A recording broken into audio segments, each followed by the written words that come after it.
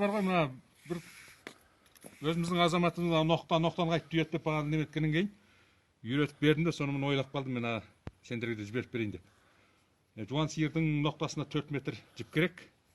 Екі басын теңшеп алғаннан кейін тұйық жағынан қайтадан өзіңіздің мына бармағыңызға әкеп бастырып, міне көріңіздер.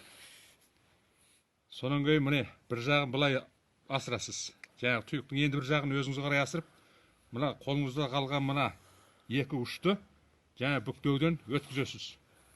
Сонымен бұл сиырдың ноқтасының жақтығы өстіп шықты. Міне қарап отырыңыздар. Мына кейбір жолдастар былай аударып тағады сиырға, болмайды. Мына тұйығы сыртынан келді, естеріңізде болсын. Ноқтаның. Сонымен мынау біреуі